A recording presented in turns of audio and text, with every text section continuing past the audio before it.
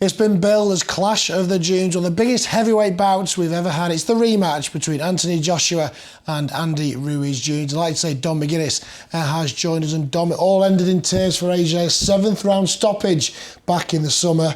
What is he going to do differently to get his belts back?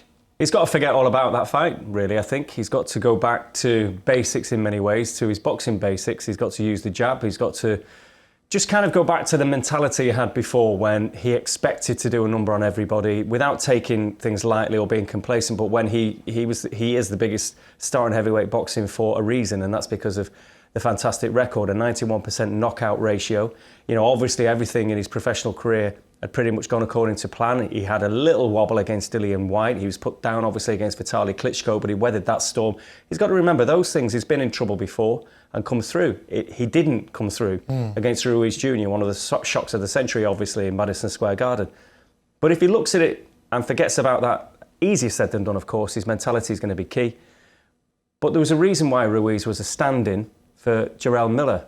It was because Joshua was meant to beat Andy Ruiz Jr., albeit one blip on his record, and that was to Joseph Parker in New Zealand in a contentious decision. But Joshua should beat with Ruiz, should deal with him handily 9 times out of 10, maybe even more than that. But that's what he's got to get back to. He's got to remember that. We tend to forget, he actually had Ruiz down in the early rounds, of course, and before that initial match, there was this distraction of Deontay Wilder as well. No talk of that this time. Exactly right. I mean, people couldn't help themselves. You know, he was talking about Wilder. He was wasting lots of energy and time and concentration and everything else, talking about Wilder. When Andy Ruiz Jr., who stepped in 5 weeks' notice and superbly took his opportunity. But as you say, Joshua had him down. He had him hurt. Maybe stepped in a bit too quick, got caught. We know that Ruiz has got fast hands, and Ruiz was obviously, and you know, people in the industry knew Ruiz was better than his appearance suggests. Just because he looks the way he does doesn't mean he can't fight. He can fight all day long, we know that. But still, if Joshua remembers the good things, the positive things, goes in there with that mentality, and that's the key thing, we won't know until the bell goes, just how much that's taken out of him upstairs. Physically, a bit lighter.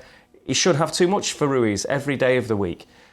He's just got to make sure he's switched on, which I think he will be. He's got Rob McCracken in his ear. You know, again, he's just got to remember to do those good things, use those physical advantages, use that jab, the big right hand when he sees the opportunity, and maybe not dive in this time.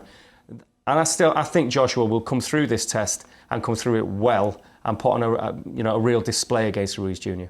Ruiz Jr., great physique, gives people like me plenty of hope for the future, doesn't he? Well, come on then, does he win it? Does he win his belts back? Joshua wins the belts back, and I think he'll do it with a bit of a statement, and I think he'll stop Ruiz Jr. There we are then. Dom thinks a statement will be made in Saudi Arabia and Anthony Joshua will gain revenge and stop Andy Ruiz Jr.